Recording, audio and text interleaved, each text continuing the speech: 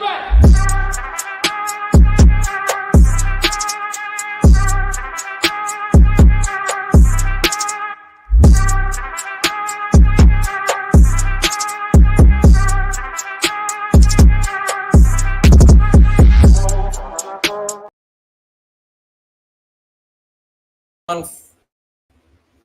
why are we muted? Anyway, microphone was muted for a second. So, anyway, how we doing tonight, folks?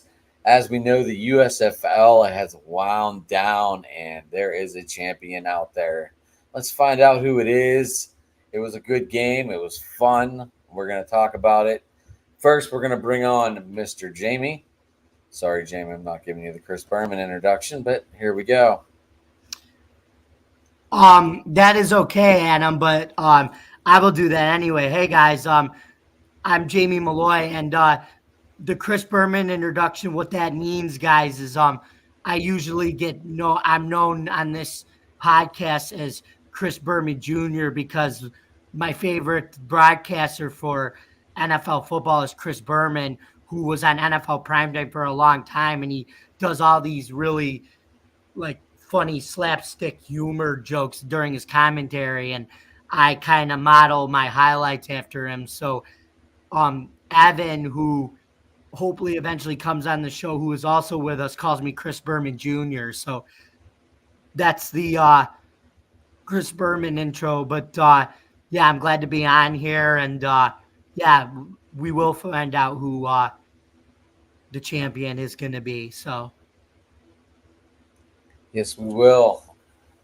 So I finally got the pleasure of meeting the next guest live, and let me tell you something.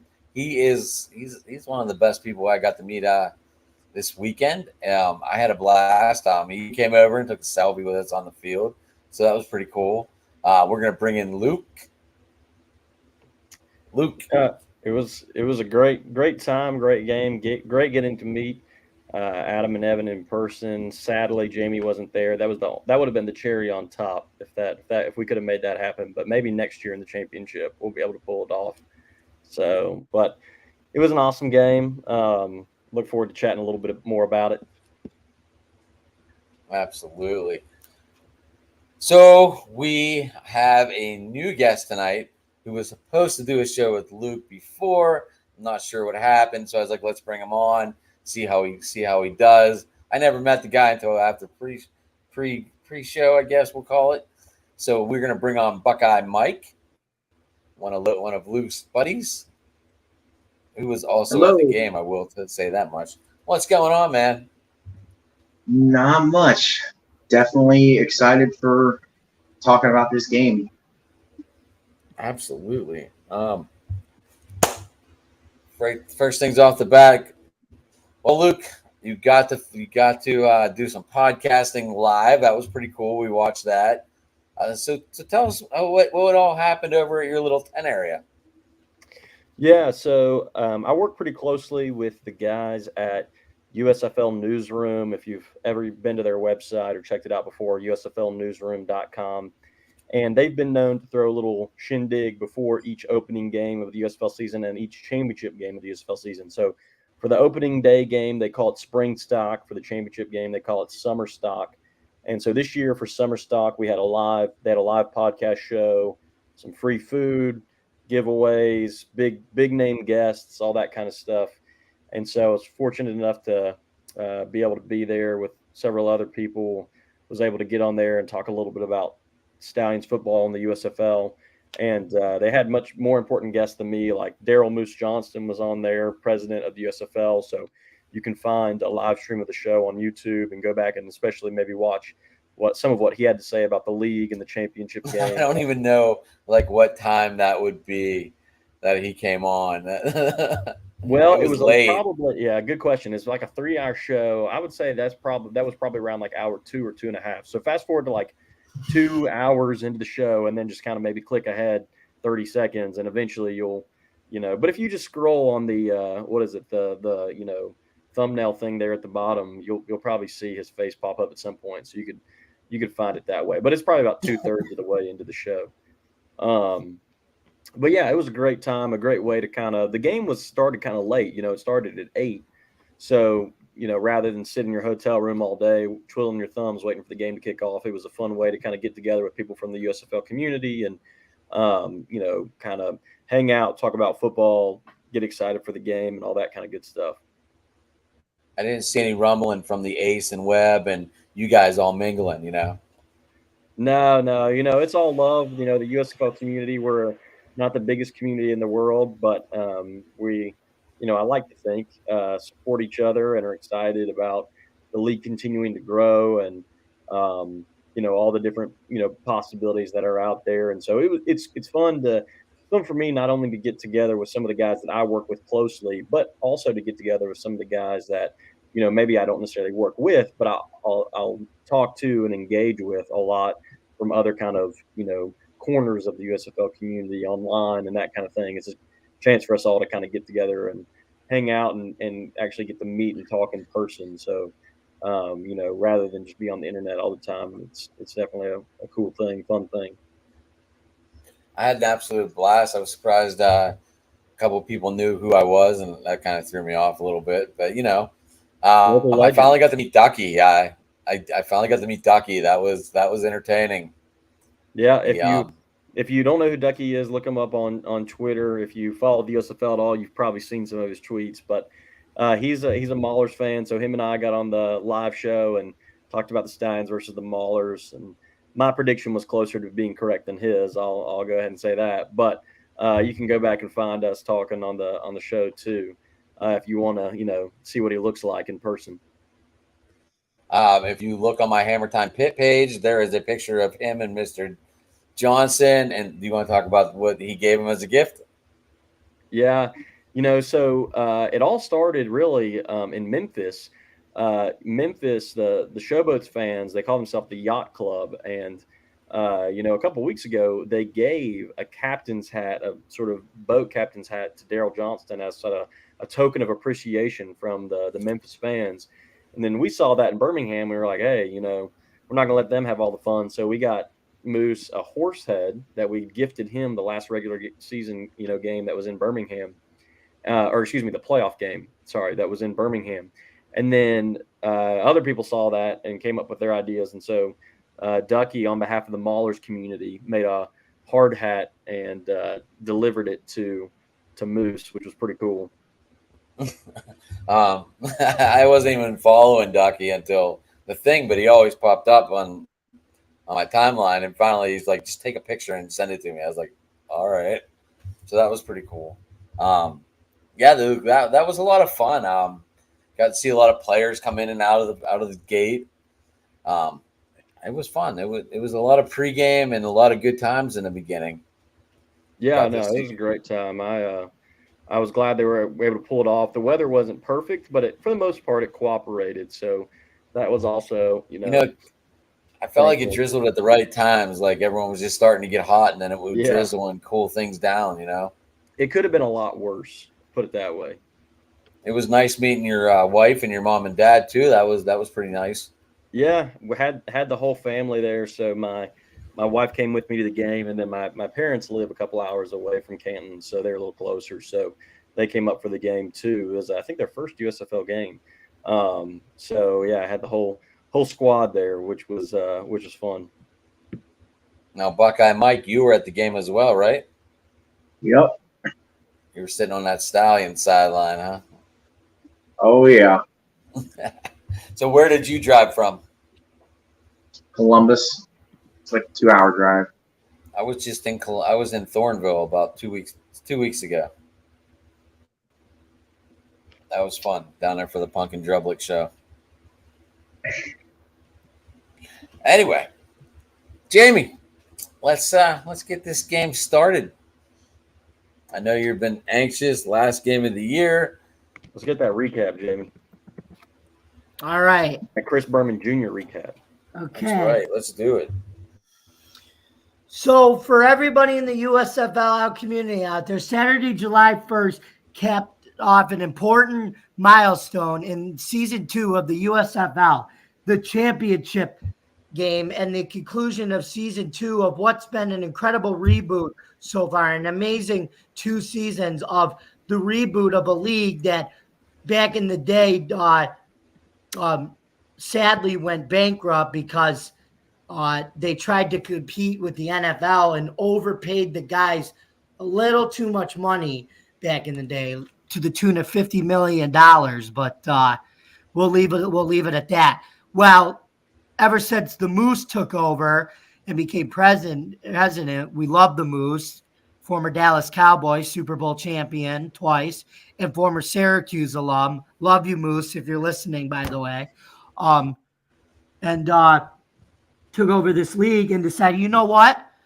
We're not going to do that. We're going to be like the XFL, and we're going to basically make it as another minor league to the NFL, where guys get a shot to prove that they're pro players and see how they do. Well, this game was sort of the tail of the tape was very interesting. On one side, you had the Birmingham Stallions, who came into the game at 9-2 after just curb stomping the living heck out of the New Orleans Breakers, 47-22 in the South Division title game, where the hashtag was Pack Protective Stadium. And boy, did the fans definitely do that from start to finish. That was a wild game. And as we mentioned, Daryl Johnson gave the Birmingham Stallions a horse head gift at the end of the press conference, which ended up going to Alex Magoo because he basically put it on Coach Holtz's desk and then took it away from him and said, I'm going to wear it at the end. So as a little joke, which was funny, but that aside's the point. They punched their ticket with a big win. And in the North Division was a little comical this year, sort of like a little unpredictable. It was you had the Pittsburgh Maulers that came on top of the North Division, but at 4-6, who squeaked out a really thrilling overtime win over the 4-6 Michigan Panthers, who nobody expected them to make the championship game either, but pulled a daring move by benching Josh Love, a former Muller, in the last game of the year, and starting E.J. Perry, who was a backup to Trevor Lawrence with the Jacksonville Jaguars last year. So anyway, what I'm trying to say is this was a game between the immovable object of Alex Magoo and the Birmingham Stallions offense versus the unstoppable force of the Pittsburgh Maulers' number one defense. Sorry, New Orleans Breakers, you do not have the number one defense. Luke already mentioned that. You can say that on Twitter, but that belongs to the Maulers. Even with the outcome of this game, we still have a better defense than you. So, but anyway, the point is, what we're trying to say is nobody circles the Season 2 USFL championship like the Birmingham Stallions and the Pittsburgh Maulers. So anyway, let's get into this game. We start out in the first quarter. Pittsburgh starts it off with a 9.5-minute drive. It's exciting. It looks like Pittsburgh's going to score a touchdown, right? Wrong. But there are issues that plagued them in week 1 in Birmingham against New Orleans, and it plagued them in week 2 in Canton. Plagued them again. They were their drive stalled, and they were only able to kick a field goal. Pittsburgh led 3-0. Even though it was a 9.5-minute drive, that may have been a different outcome if it were a touchdown. Then we go to the second quarter. Alex Magoo throws a touchdown pass to Davion Davis. Touchdown. And Brandon Aubrey, who just signed with an NFL team, but it's a mystery. We're not supposed to know what NFL team he signed with yet. Kicks a extra point, and it's good. Birmingham leads 7-3. But then Pittsburgh has another long drive, but it stalls again. And another field goal. Good by Blewett. 7-6, Birmingham. And then Birmingham gets the ball again. Magoo throws the touchdown pass to Deon Kane for a touchdown. Birmingham and Aubrey kicks the extra point. It's good again. Birmingham leads 14-6. Pittsburgh gets another drive. Again, another long drive, but it stalls again as they kick another blew-it field goal, and the Stallions lead at the half 14-9. So, Adam, we're Mullers fans. I mean, what did we talk about at the beginning of the game with Webb? All these long drives, but only kicking field goals. I mean, and it was an issue that occurred all year. We talked about with Webb. One of my keys of the game was not to go 0 for whatever in the red zone, or you're going to lose this game. But let's see what happened. Yes, and we did. Gentlemen, you're Stallions fans. What did you think of that effective but very tight first half by the Stallions and the Mullers? Go ahead, Mike. Well, I thought that, really wasn't anything surprising. We knew that this offense was going to just tear it apart. It was just a matter of how well would the defense hold up and if Pittsburgh's offense could actually do anything to kind of make it interesting. And one of my keys to the game was Pittsburgh has to get over 19 points to win, to even have a chance to win this game. They didn't. They almost did on that, as you'll mention later, on the touchdown that didn't count. But the first half, I just thought that it seemed like Pittsburgh just came out really slow, and they couldn't find that next gear. And it seemed like Horton didn't really want to take any chances. He played it safe the whole game, and I don't understand the play call. But Birmingham's going to do what Birmingham's going to do, and I will say that touchdown to Dion was quite a beauty, though. That's the second half one, right? That we didn't get to yet. Davey, the first touchdown was the tiptoe in the corner of the end zone. Oh, okay, yeah, maybe that was. Well, Dion had 1 in the first half and then 2 in the second half. Right, Kane's tiptoe in the corner of the end zone, which Yeah. that's why I was asking if you were on the field at that time, Luke, if you had a good glimpse if he was in or out, because they I think did he was in not every have a good time. I angle on it. I couldn't see at the moment, but I went back and looked online, and every one to me looked like he was in. I mean, at the game, I loved how they showed all the replay that they looked at on the Jumbotron, like you were actually watching on TV. I thought that was really – I think that's really good the USFL does that because it keeps people involved. It lets Mike Pereira, voice be heard about what he's talking about, what he's doing. This is my first game, guys, so bear with me. But this was all new to me, and I enjoyed that part. I was like, well, that's fucking awesome, really. Yeah, that's something they did. They didn't do it last year, but they added it this year, and didn't really advertise it before the season or anything like that. It was just something they kind of dropped week 1. But I think that was something that people were really impressed with and really liked. I mean, I heard a lot of people talk about that. That was something they thought was really cool to be able to sit in the stadium and watch the replay official talk about it as it's happening live, like you would on TV. But yeah, Jamie, back to your question, I think kind of the opposite of what Adam was saying as somebody who cheers for the Stallions and lives in Birmingham, as we kept getting those field goals, the more and more confident I felt that the Stallions were going to win, because I think we all knew, like, there's just no way the Maulers were going to be able to beat the Stallions if they couldn't get the ball in the end zone. And the Stallions all year, when they've been able to keep teams out of the end zone and hold teams to field goals in the red zone, they don't lose, right? The only games they lost were games where they gave up a lot of red zone touchdowns. And if the Maulers weren't going to be able to do that, in my mind, it was kind of game over. So it was close at half. I mean, the Stallions weren't running away with it or anything like that. But I was kind of like, if this trend continues, then it's that's game over. Yeah, I get your point.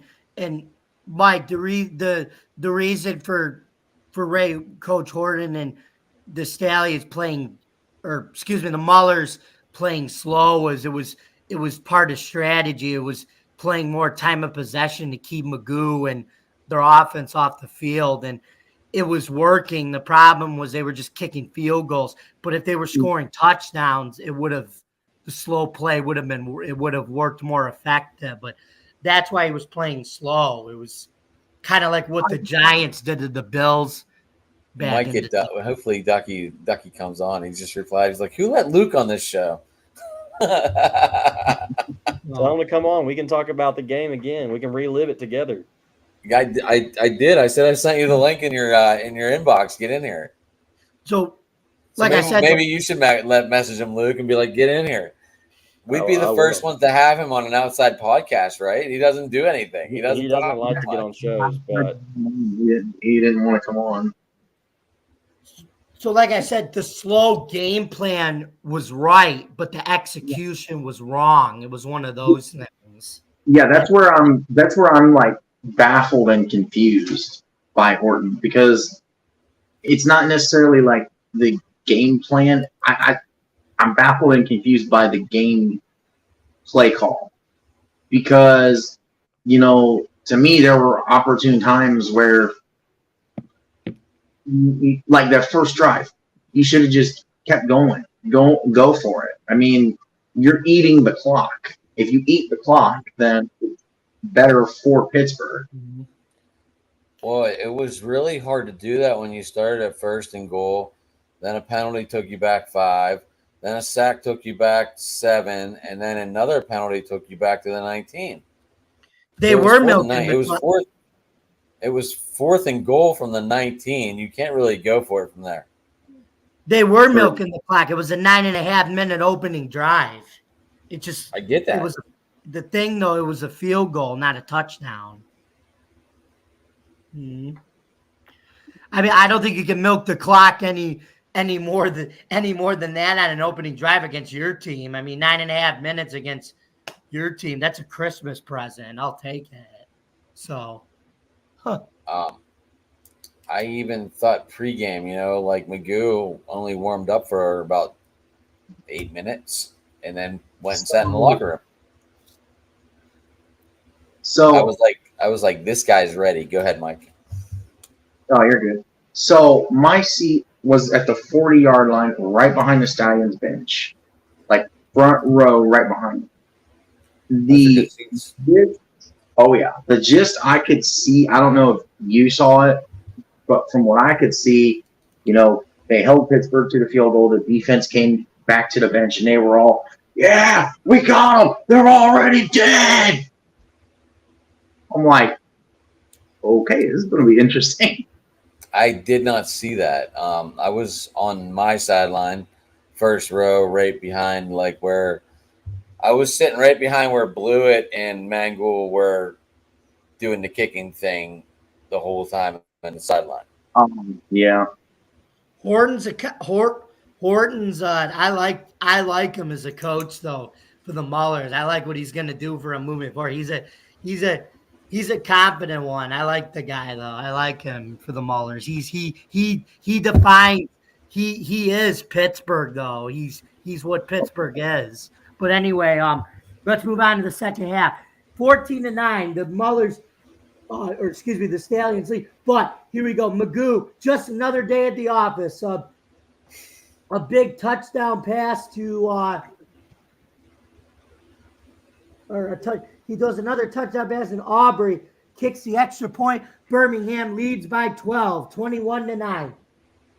Then Pittsburgh gets another field goal by Blewett, and it's a 9-point game. And heading into the 4th quarter, Birmingham is 1 quarter away from back-to-back champions, up by 9. But then late with Pittsburgh having a chance, Blewett misses another field goal, and then Birmingham had salt in the wound with a Magoo to Kane touchdown. Aubrey kicks the field goal, and that does it, folks. The Birmingham Stallions in the modern day era are like will join the Georgia Bulldogs. They'll join the Alabama Crimson Tide. They'll join the Dallas Cowboys of 1992 and 1993 as the team to win back-to-back champions in the USFL. They beat the Maulers 28-12. And the Stallions, last year they won 9 games for Coach Skip Holtz. They win 8 this year, and so far Coach Skip Holtz's record is 17-3 after 2 years and back-to-back pro championships after coaching in college from 1987 to 2022. And meanwhile, despite the loss for the Pittsburgh Maulers, they will finish the season at 5-7, but they have a heck of a confident coach, as Coach Horton did a great job rebuilding the culture of the Pittsburgh Maulers, as the Maulers now can say they are no longer one of the worst franchises in USFL history, as they now feel like they belong with the big boys and are already looking forward to next season. That touchdown pass to Kane where Magoo scrambled to his right and looked like Alex Mahomes out there. I don't know if the catch was more impressive or the throw. I am not sure. All I know is it felt like I was watching magic. Yes. I didn't know what to say. I looked at Evan and went, "What did we just watch?" And he's like, "I don't know, but that was great." Yeah, I mean, watching Magoo this year has kind of been like that every week. He just kind of leaves you He has like one play at least every week that just leaves you speechless, where you just see it and you're just like, "What did I just witness?" Like I don't even know how to put into words. If you don't put a pass rush on him as a defense, you're screwed, and you get a play. You get a magical play like that. You know, it was awesome. My keys to the game were control Magoo. Yeah, we did get a couple sacks on him in the first half, though. If you saw that, Adam, we did. We did get a couple sacks. We got the fumbles. We got the turnovers. But you know what? We kicked the field goal. That's one of those easier said than done. You're not going to win too many games on field goals. Sorry. No. Exactly. Same thing in the NFL. Any football. See, now, to me, I feel like that fumble that was returned for a touchdown and came back, that's when I was like, okay, it's over. Yeah, I kind of lost all hope at that moment right there too. I was like, that was like our big chance. That was the turning point of the game, and then it just turned all against us. Yeah. All of a sudden, we went from the end zone all the way back to the 35, 36 after the penalty. We actually missed a field goal, and that ended the third quarter, I believe. Right? Yeah. Because that would have made it 22-15 at that point. 21-15, yeah, because we missed the field goal. And I like you said, I just felt like that was it. I was like, wow, this is going to be a long game. Even if we made that field goal, that still would have given us a glimmer of hope. Even without the touchdown, if we made that field goal, that still would have given us a little bit of a chance, because it would have still been a 6-point game. And then who knows? Magoo doesn't throw that pass, and it's not 28-12. So yeah, I think the killer was, like you said, Jamie. It wasn't. Not only did the touchdown get called back, but then you didn't get a single point off of that turnover. You know, and that's kind of been the Maulers' MO all year: is force turnovers, create opportunities off those turnovers, and turn it into points. But yeah, it's great if you force a fumble, but if you end up coming away with nothing from that, that's almost more deflating than if you hadn't even got the fumble in the first place. Yeah, exactly. Got to convert turnovers into points. I know that's a cliche, but I am trying to talk Ducky into football. joining It's football 101. Good luck. Yeah, good luck.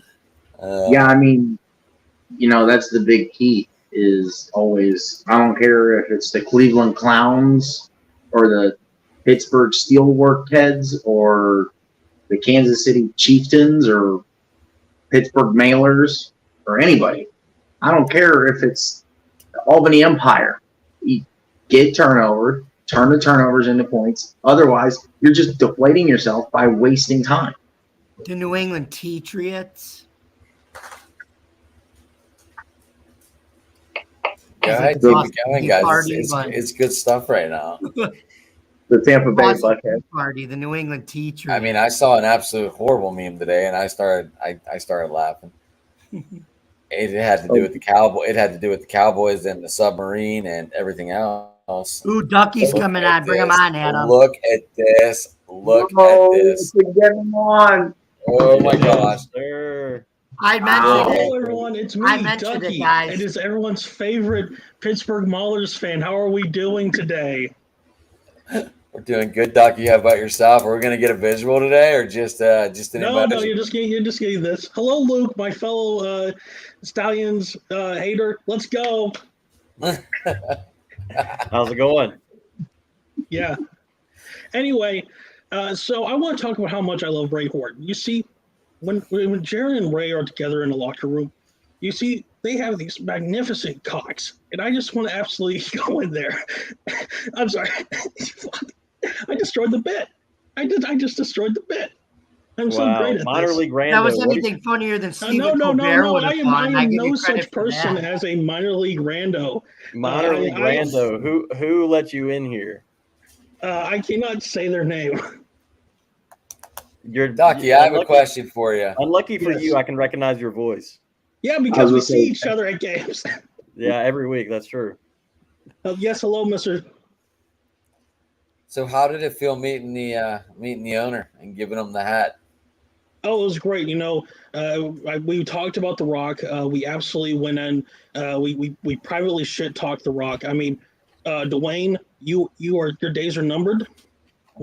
We are absolutely going in, and it is over. It is over. It is more open than you realize.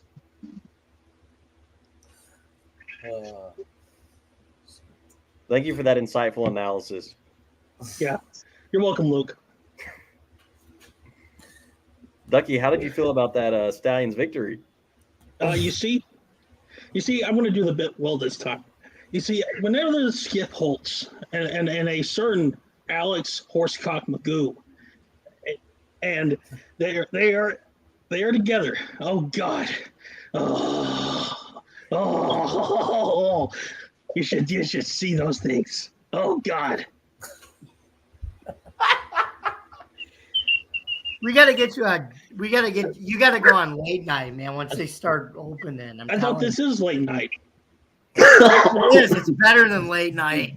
It's better than anything Stephen Colbert puts together. USFL late night. Hey, we're not on CBS. There's no spring football there. Therefore, this is superior. We are bringing the spring football to CBS Sports.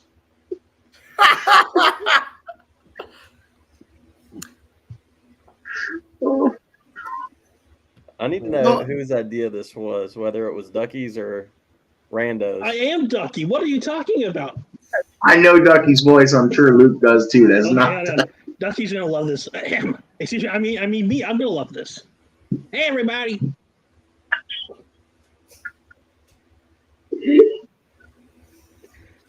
Oh, I just want to point out there are 3 happy people here, and then there's a certain person in a Jamar Smith cosplay hat who is not happy. I hope I did not destroy anything. oh man. Oh shit. All right, you fellas have a good night. Go Ballers. Bye, Rando. Huh? Just so everyone watching knows, that wasn't actually Ducky. No, that Yes. was not Ducky. It was minor That league was not, Rando. that was Everybody not go- his voice. Everybody go That was follow not his Minor League voice. So who is that? It's actually a little more soothing. Rando. I know, Minor Ducky- League Rando is his Twitter handle. That was. I think our views shot up with that. Yeah, they're probably going through the roof Telling you. now. Oh my gosh. Oh wait, hold on. He's oh, we might. I don't know if this is actual him or not. We will find out. Yeah, this is actually me. Hi, Ducky. What's Hi, up, Ducky. Luke? Ducky. Hey, Ducky, did you see my messages I just sent you? I just not seen that.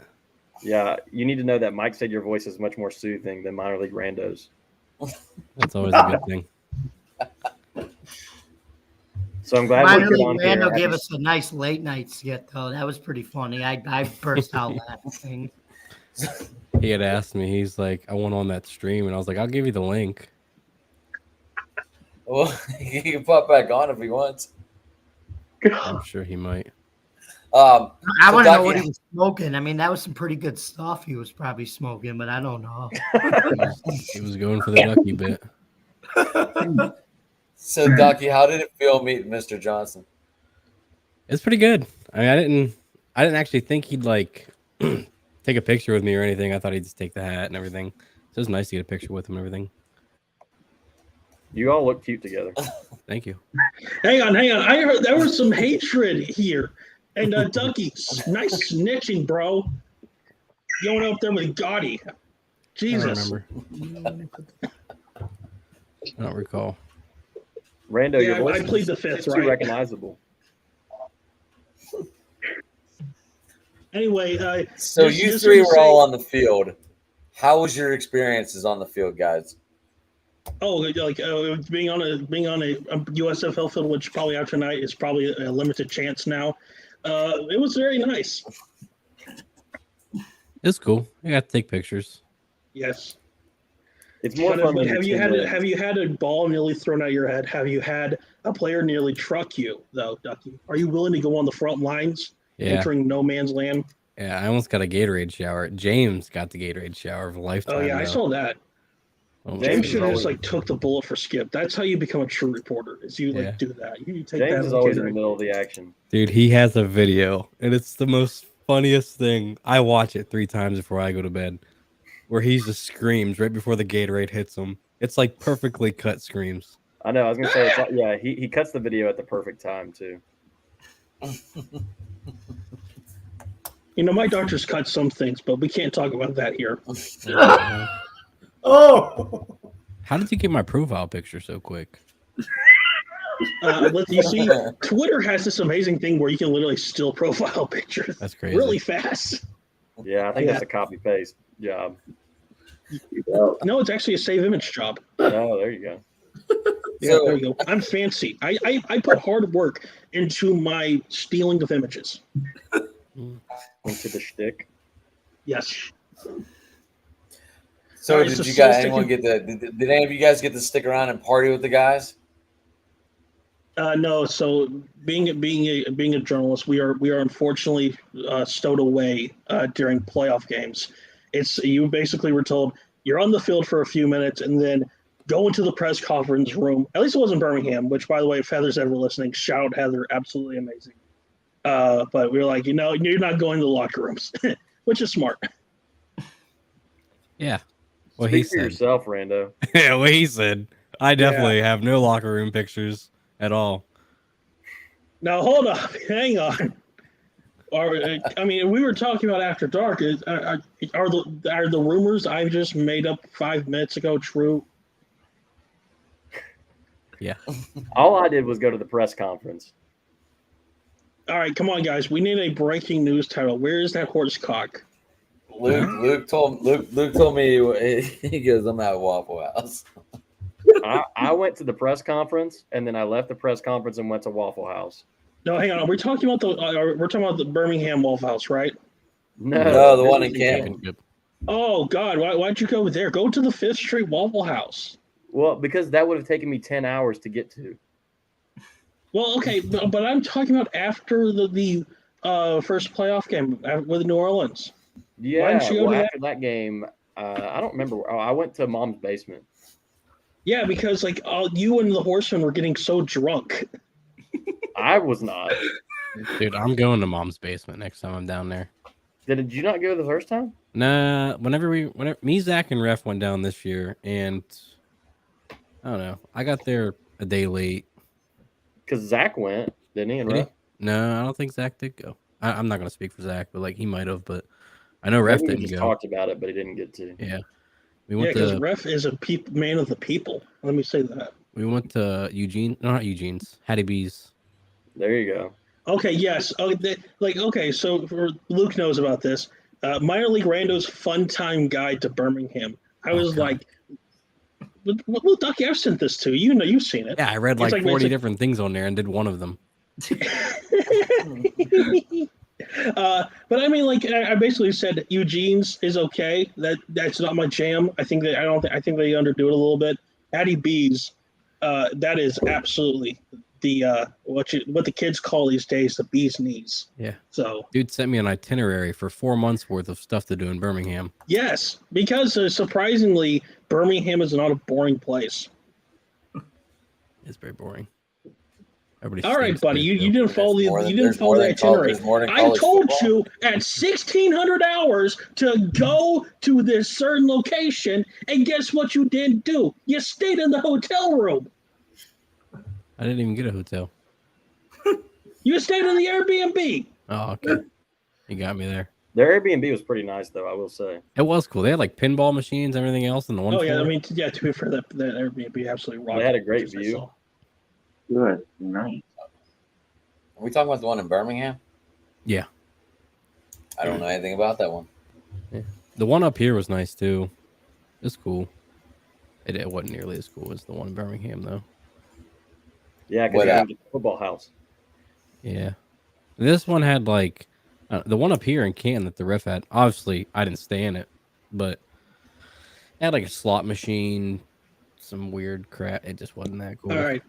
Let's be honest. Be honest. How much money did you lose at the machines this time? 0, because the machine didn't turn on. Oh. Well, Yeah, you had to plug it in. They had like a massive bowl full of change. There was like $100 worth in that thing. but why didn't you just turn on the machine? I was still too lazy. I was busy. I was doing a whole bunch of stuff. Oh yeah, blah blah blah. Doing media day, blah blah blah.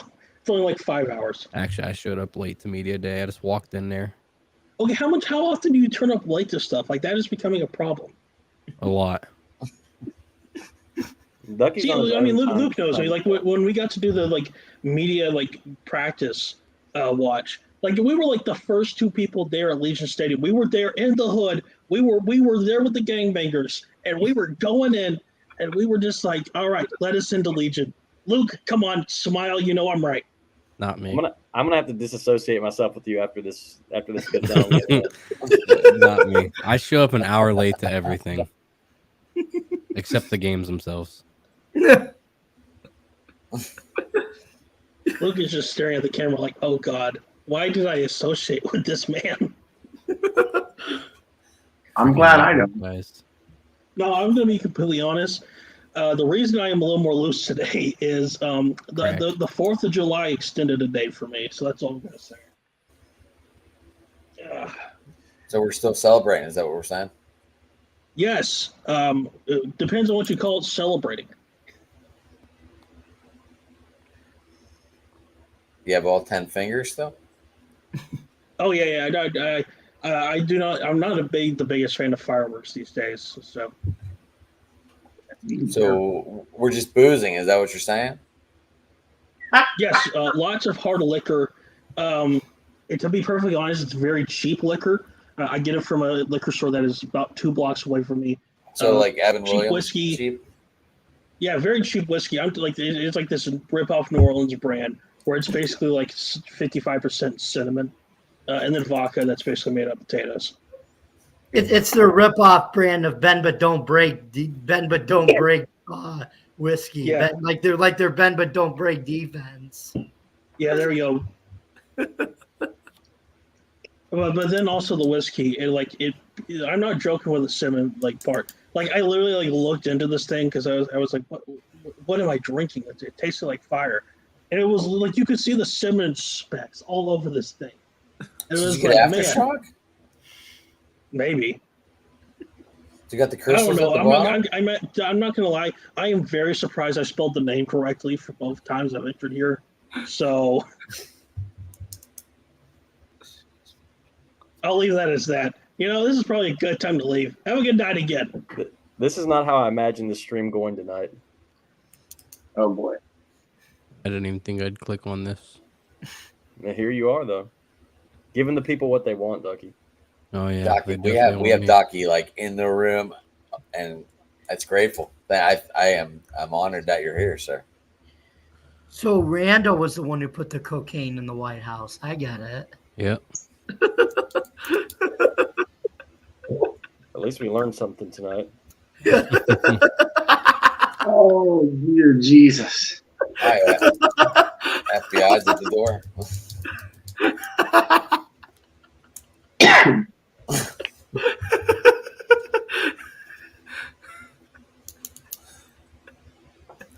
So, Ducky, what were your thoughts on the game? Not good ones. I'll tell you No, that. me neither. Ducky, don't act like you were surprised. Yeah, that's pretty true. We all knew what was going to happen. Nah, I had hope. I truly did. I did too. I didn't thought- agree. You know, we can all hope. We can all hope. You know, when your team's playing in the championship, you're not going to hope they lose. That's fair. That's fair. Yeah. I mean, obviously, you're not going to go, yeah, we're going to get blown out by the Stallions, like I mean, 42 to 10. Unless you were the Even though 86 after- unless you were the 85 Patriots and you were playing the 85 Bears and you knew you were just overmatched. But other than that, we're going to win. The San Diego Chargers were overmatched by the San Francisco 49ers. Oh, yeah. There you go. That was a blowout. But, you know, once you get beat by Tony Martin down the sideline on the final play of the game and you get beat at Three River Stadium, it's not a good thing. Anyway. Yeah, I still remember that moment. Okay. It's an AFC championship loss. yeah. It was a good game, though. It was a good game to watch. Definitely better than what any other North team would have done, True. especially the Panthers. Speaking of Correct. Panthers, So, Luke, were you involved in the parade? I was not, because I was on my way back from Canton. It was like the next day, and since I drove, there was no way I could get back in time unless I just drove through the night and didn't sleep. Yeah. Well, So I was very sad about that. It but rained left anyways. if Was they like- wouldn't have left the cocaine at the White House, maybe you would have made it. At least it was like severe thunderstorms, so I was sad I couldn't be there for the parade, but I was also like, well, at least I didn't just stand out there and just get rained on. Rando in the Discord. Did you see what he posted, Luke? No, but let me check. Just now? It's in the PFN Discord. Are you guys in that? No, I'm not. I am not. You I need got to to be. join. Yeah, It's the- PFN it's the Discord. biggest That's party where on it's the at. internet. Seriously, like all the community, Is it like invite people- only or what? Nah, it's No, open. anybody can join. It's just Discord/PFN. I'll check it out. Seriously, anything USFL, it's all there. But the parade looked like it was fun, Luke. I was I wondering mean- if you were there. I think given the circumstances, like it was last minute notice. Like they didn't say anything about it till after the game. So that night at 10, 11 Central time. So it was like less than 24 hours notice. It was severe thunderstorms like while the parade was happening. Obviously, it was the first time they ever did anything like this. So I mean, given all those components, the fact that several hundred people still showed up and cheered the team on, and they, were able to pull it off and all that kind of thing, I thought was awesome. Now, Luke, you were on the field when they were celebrating the win. How did you get? Who did you see in that parade? I know who you saw, but maybe many people don't. You got to see a legend, from what I remember. Lou Holtz. Yes, sir. Yeah, so that was kind of crazy. I was actually standing on the sideline right before time expired, and I was talking to another reporter on the sideline, and then, as I was standing there, I kind of like looked up and saw an older gentleman that had kind of come down the field and was in front of me, and I hadn't seen and noticed him there. And I didn't really pay much attention to it, but then I kind of did a double take, and I noticed Skip Holtz's daughter and family there, and I was like, oh wait, I wonder if that's his dad. And so I was like, I bet it is. And I kind of, inched around and kind of peeked around, and I was like, oh my gosh, yeah, that's him. So that was pretty awesome to see Lou Holtz down there on the field after the game, and to see him and his son embrace and be able to celebrate his, back-to-back championship victories in professional football was really cool. And I know it was awesome for Skip to have his dad there and his whole family there. Not a lot of people probably knew this or heard this, but Skip talked about it in the press conference after the game. The game was actually, I hope I get this right, it was, I think, 3 years to the day of his mother passing away. And so, he said it was kind of an emotional day for him. And to have his dad there and the rest of his family there, his kids flew in from different parts of the country and stuff like that, was, I think, really special for him. I saw the picture on Twitter. Yeah. And I got to see him. I got to see him when he was leaving. I didn't, because me and Evan were over there at that time, obviously. But yeah, that was pretty neat. Did you get to say anything to him? Did you get to talk to him? I didn't really end up talking to him. I was maybe going to say hey, but it was when I saw him, it was kind of right when the game was ending, so he was getting ready to make his way out onto the field, and like I said, all the rest of his family was there and stuff like that. So, I decided not to kind of intrude on that kind of special moment that they were having. But hopefully I'll see him again at the championship next year, and I'll talk to him then. Now he might be there. Get a little more prepared. I watched the game on TV, Luke, and they panned in on him as the game was ending. Yeah. They showed him he was in a suite for him, or something. Yeah. He was in his personal suite. Yeah, I was glad he was able to make it. I'm a big Notre Dame guy. I got mad respect for Lou. Yeah, he's awesome. Doc, did you get to meet anyone neat while you were there? At the championship? Yeah. Other than Johnston, no, not really. I mean, did Michael Irving ever come down? He did. I wasn't there for that. I mean, the coaching staff, Maulers, those guys are cool. You like the Moose, Ducky? Yeah, definitely. Haven't done much research on him really. Other than whenever I found out he's USFL president, I'm like, oh, okay, that's pretty cool. Did some research on him. Cowboys guy, hate the Cowboys. 2-time Super Bowl champion. Yeah. He went to Syracuse. He was a fullback. Yeah. Which when you actually had fullbacks. Yeah, it's extinct now. Now you don't. Hmm? Buckeye Mike, who's your NFL team over there? Oh, the Cleveland Clowns. You get along. You would have gotten along with Evan. Where's Evan when we need him, huh? I'm a Bills guy. Sorry to hear that. I'm more of a player guy than a team guy because I'm very angry with the organization right now. With the Browns? Mm-hmm. Wait, Ducky, do you have an NFL team? Yeah. The Maulers. Touche. I was literally prepared to hear him say the Steelheads. Are you a Squealers guy? No, I'm a Maulers fan. Browns? No, I'm a Maulers fan. I know you're a Maulers fan, but I can't remember what major league team are you, Docky? Maulers. I'll be honest, I don't watch the NFL that much. I feel like those guys, a lot of them, once they get to that level, they slack off. They got their money, they don't want to play that hard. Whereas the guys in the USFL, they're playing to get to that level. There's so much passion, so much pride in these guys. I don't know. I love watching the USFL over the NFL, which that's completely the opposite take of most other people, but that's just my take. So, Ducky, since you like the USFL guys so much, what's your take on the dark side, the other league? What other league? XFL. Yeah, the XFL. Oh, I like that league too. You guys are calling that a league?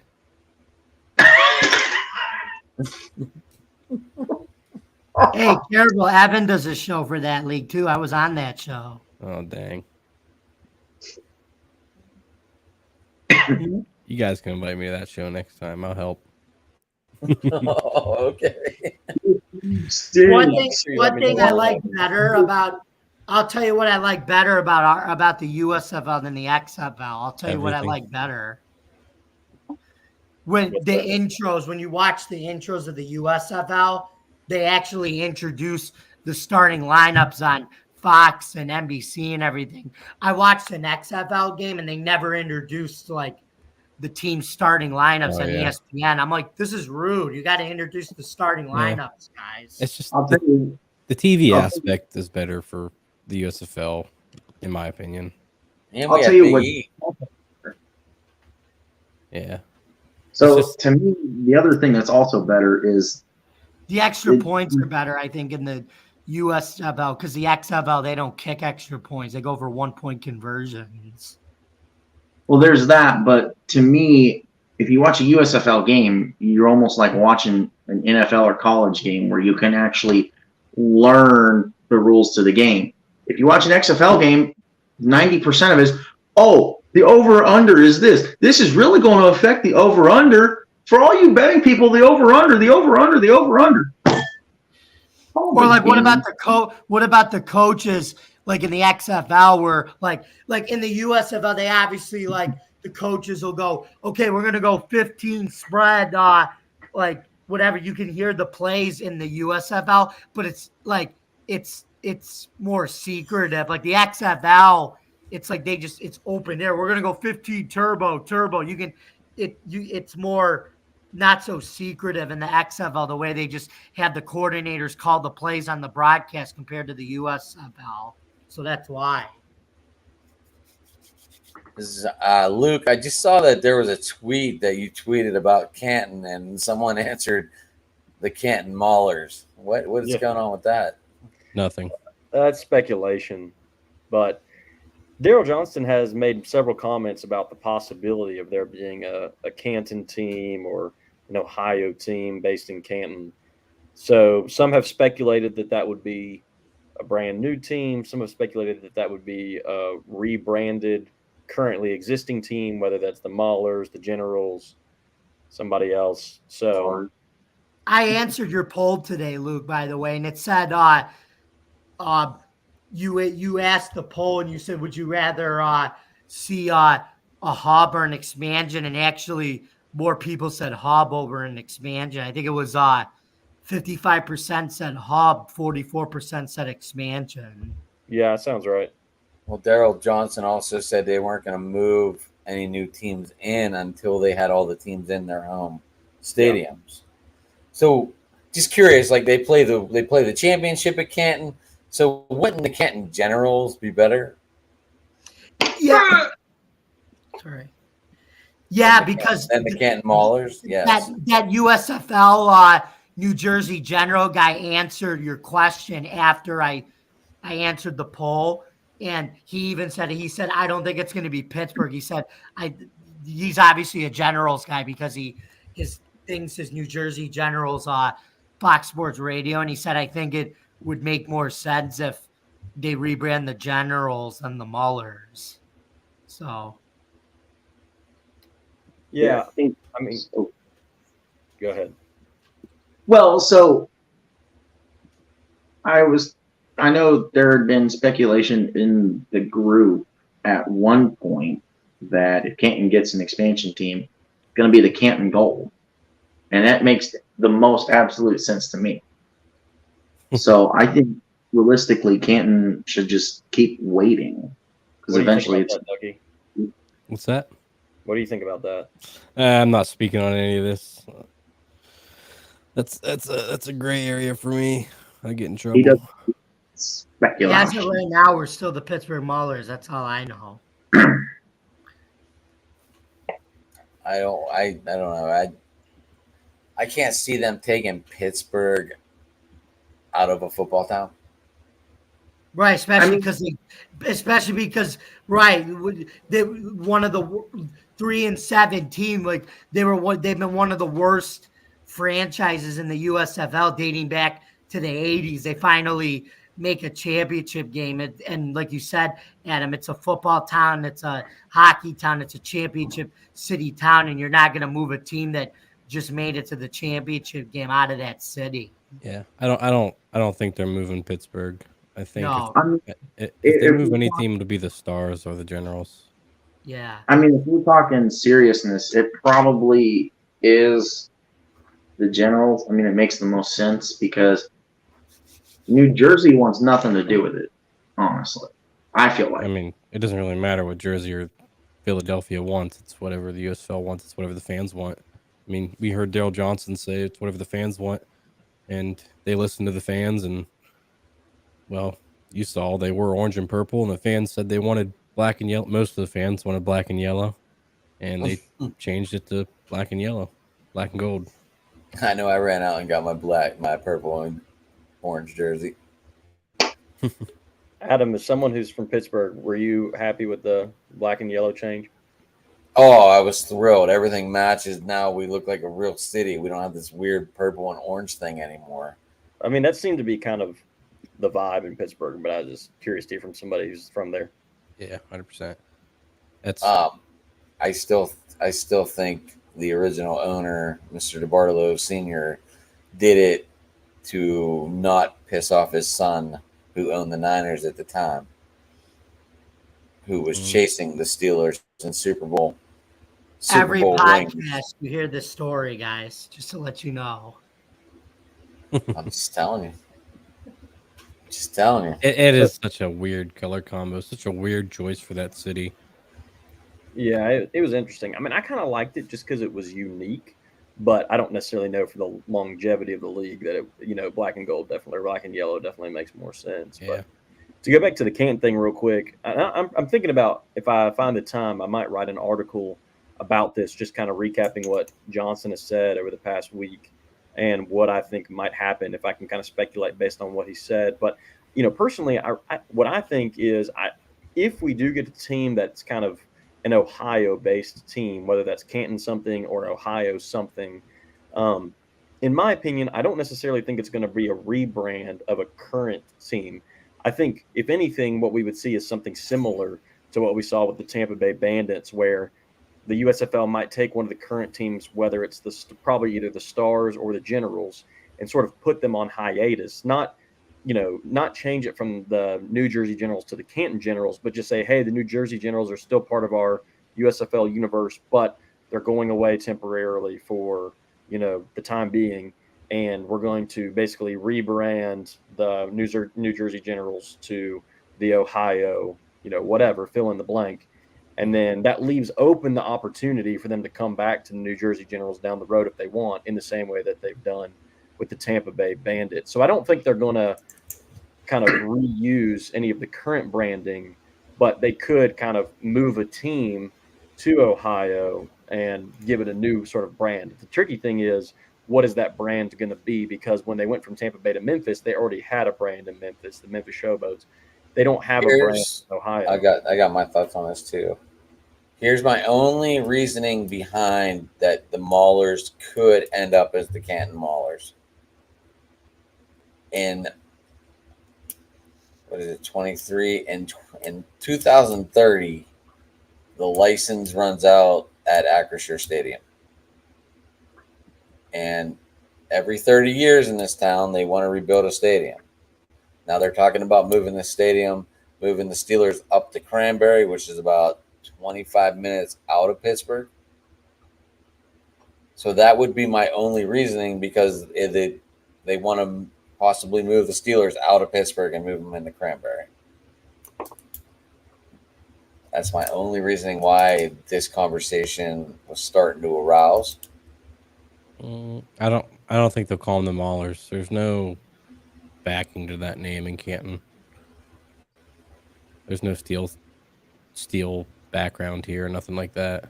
I feel like they'd change the name completely to Canton, whatever. Canton Gold, Canton Blitz, Canton football team. Why would they name them Gold? Gold jackets for the Hall of Fame. Hall of Fame, gold jackets, the golden jackets they give out. Kind of, it's a stretch.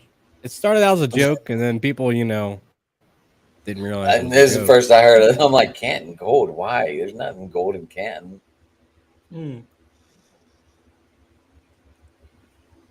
Canton Oh. Legends. I mean, That they could do that. then again, That you're would gonna make- get. I don't think they'll do Canton Legends because you'll get a lot of people clowning on them, like, oh, a USFL team being called the Legends and they're not even in the NFL. Blah, blah, blah. You know, you'll get people like that. Yeah, I mean, this I'll probably put this in my article again if I ever get around to writing it. But I just don't think they put the Maulers in Canton because if you were going to do that, why didn't you do that last year? Right? Like last year would have been the prime time to do that. You're starting off in Canton. You have no connection to Pittsburgh really, other than the name. It's not like you've been there. So it's like if you wanted to go ahead and sort of take a current team and rebrand them as Canton something, Canton Maulers, Canton Generals, whatever, like this past season was the season to do that. They didn't. And, you know, doesn't mean they couldn't like change course, but I'm just like, if they wanted to do that, I feel like they would have already done it. So I could be wrong, but I think if we see a Canton team, it is going to be something, you know, either an old USFL name, like, you know, Blitz has been thrown around, for example, or potentially an entirely just new brand that they kind of come up with, but will be in uncharted territory if they do that.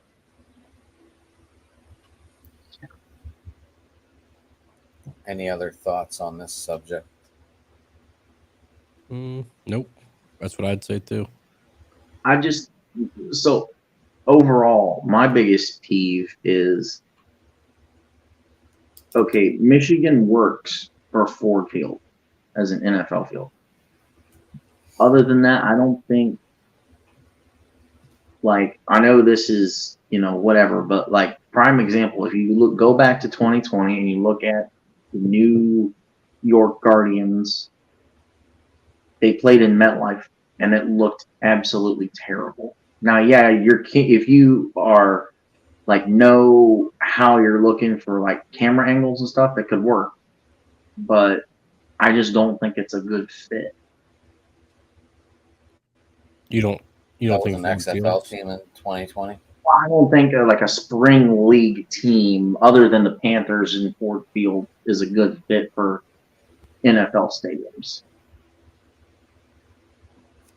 I Is mean, that because it's indoors and they can make more noise to make it seem like more people are there? Is that what you're getting at? When I was there earlier this season, it seemed pretty decent, at least for Michigan's turnout anyway.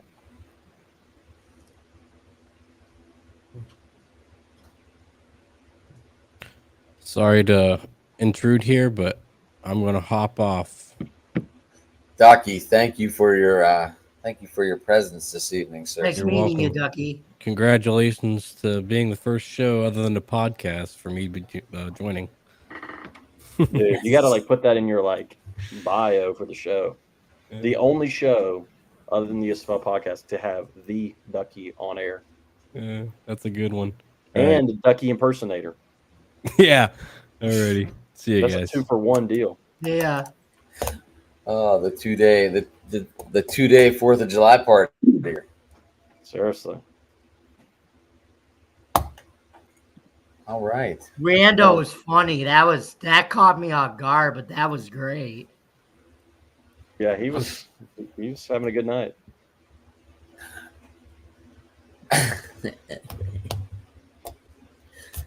So what are we looking forward to next year? I know the XFL has already sent out their invites to their, I guess, tryouts. I saw that on my Twitter feed today. Did the USFL do anything like this yet? I mean, their season just ended this weekend, so they haven't really started publishing anything as far as, you know, next season yet. But Luke, did you hear what the USFL is actually thinking about doing?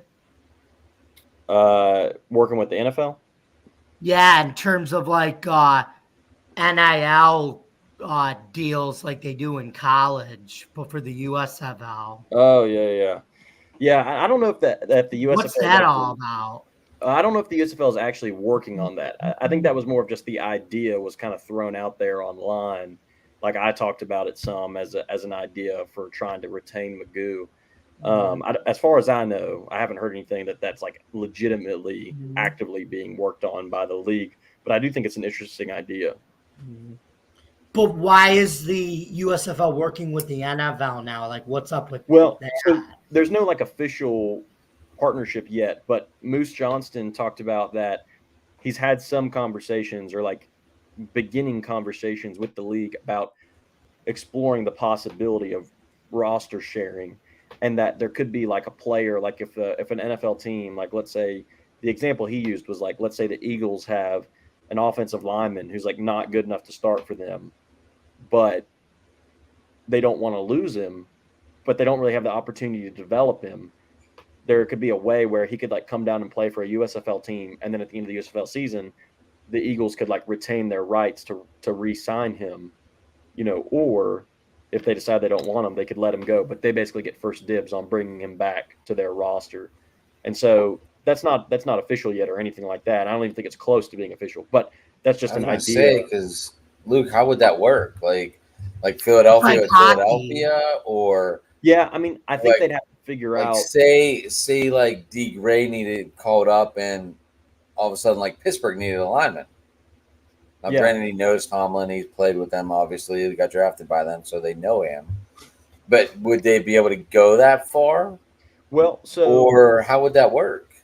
I don't know exactly how it would work. Again, what Moose said was like they're in the infancy of exploring this, so it's still just kind of an idea at this point. But I think probably the way it would work, if I had to speculate, is right now the USFL already has an arrangement where certain teams in the USFL have basically dibs on NFL players that get cut from certain teams. So like, I'm going to get it wrong, but let me just use an example. This is a hypothetical. Like, let's say the Stallions, the teams that they're connected to in the NFL, or like, let's say I don't know, like the NFC South, like the Panthers, the Saints, the Falcons, and the Buccaneers, right? So like, if any of the players get cut from those teams, the Stallions basically have first dibs on if they want to sign one of them. And if not, if they pass the guy up, then anybody can sign him, right? So my guess is it'd probably be something like that, where each USFL team would be paired up with, like, let's say 4 NFL teams.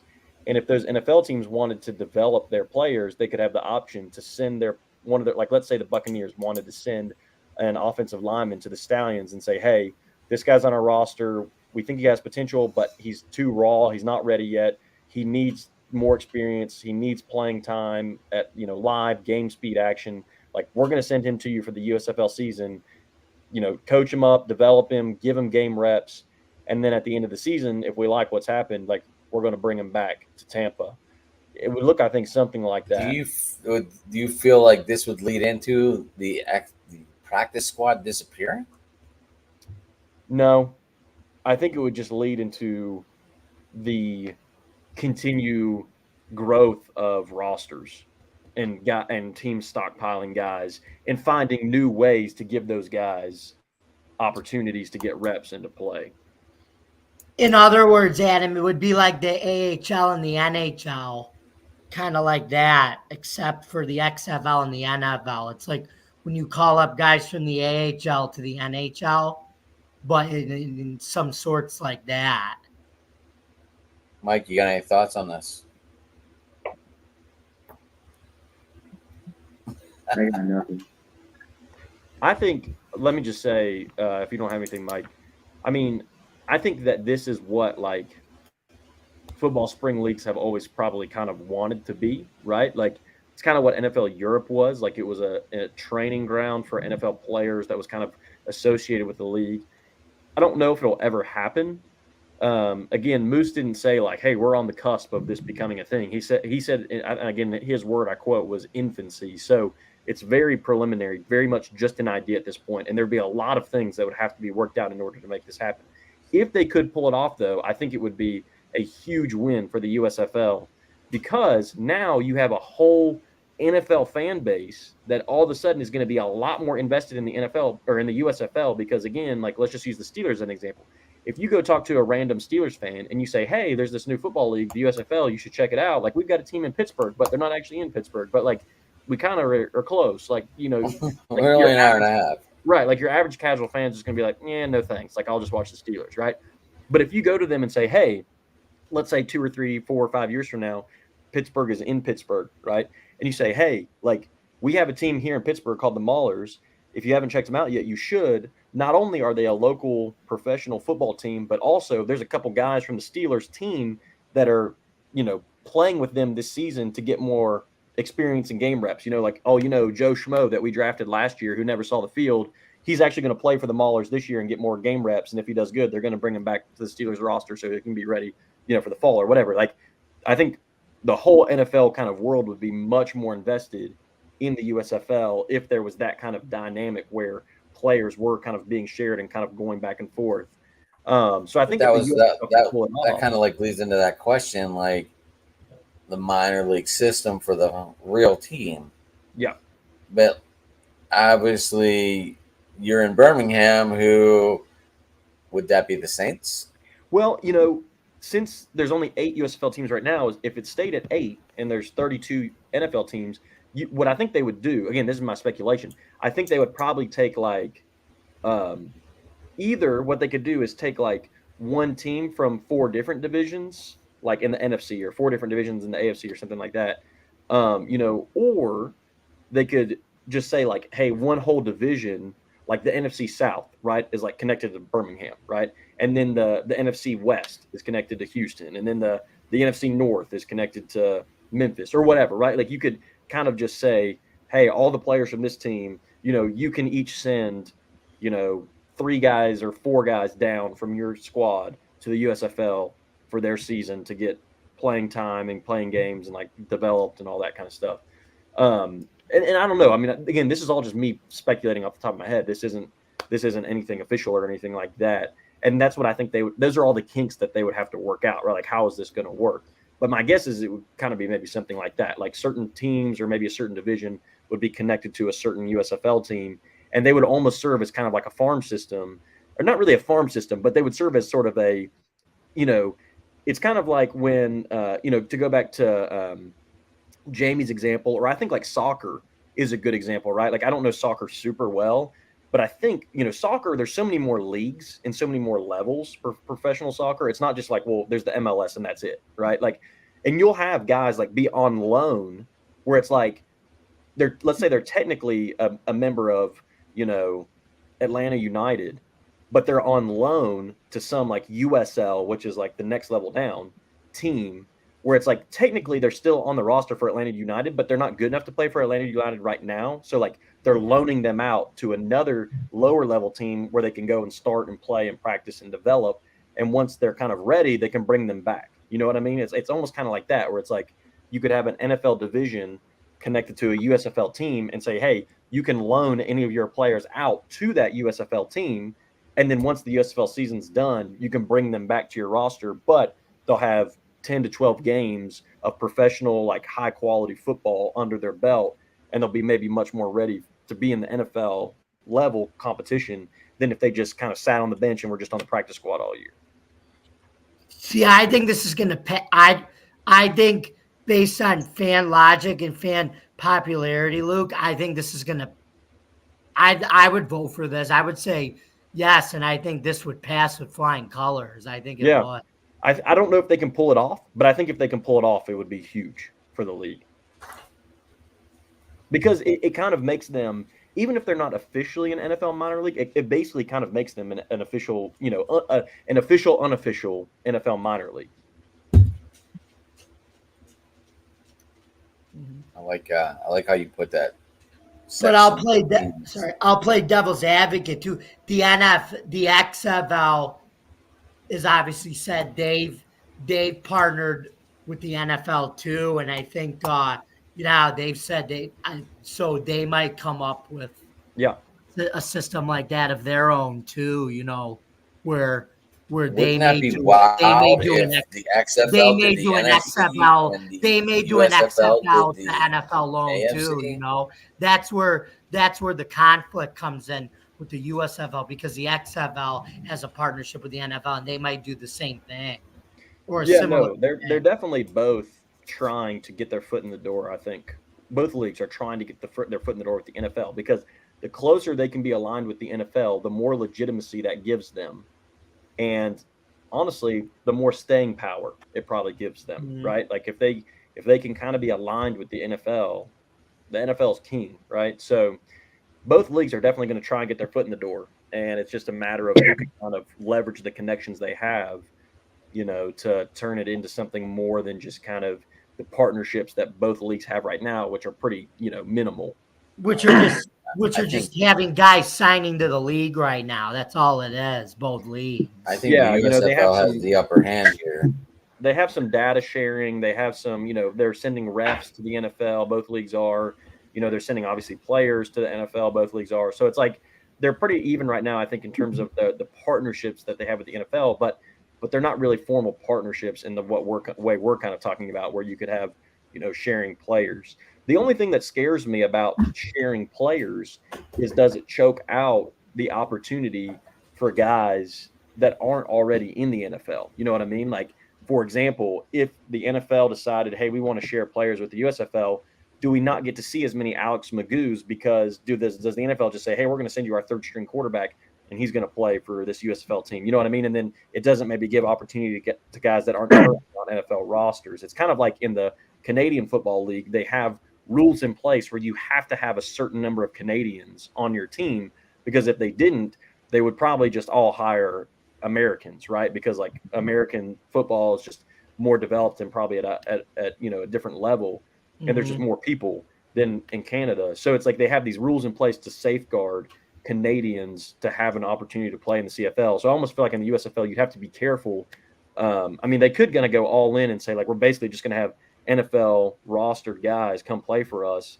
But then it kind of almost feels like it defeats the purpose of the league, because now you're no longer giving an opportunity to non-NFL guys to prove themselves, on that kind of stage. So that's the one kind of drawback I see. But I think you could limit how many quote unquote NFL spots you have on each team, whether that's, 4, 5, 10. I don't think you'd want it to be much more than that. But That's what I think would ultimately happen if they did come to an agreement, the limiting part.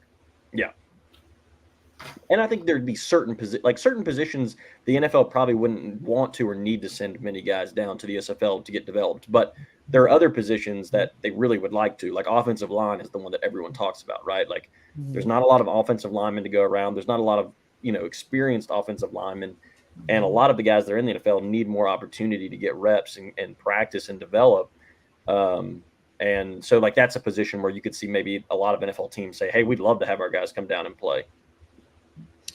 Right now, I'm only seeing the only people that are making it right now out of the XFL and the USFL are just special teams guys. And like, because like you're not really seeing a lot of skills people making it, because there's not really a big need for like people on skills people to start, but you're seeing way more special teams people making it because there's a bigger demand for kick returners, punt returners, kickers, and punters to come in and play more than there is for a quarterback, because you already got like the Josh Allens and the Mahomes and the wide receivers. You're pretty much already set there. That's what I'm already seeing right now. I wonder if that's something that they may the USFL or the XFL is going to have to eventually take a look at, Yeah, it's definitely more common to see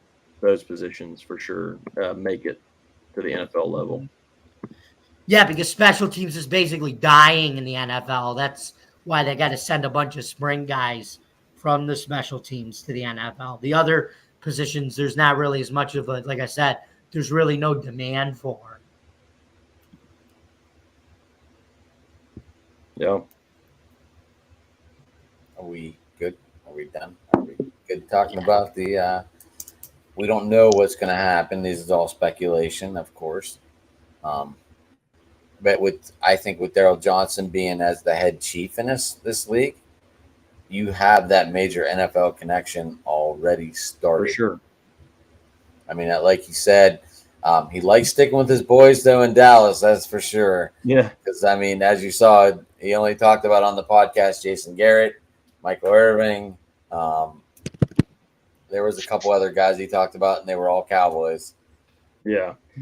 Yeah, no, I do think, I mean, obviously the XFL has the advantage in terms of like star power with their league owners, right? Like The Rock is one of the most well-known, most followed figures in the world.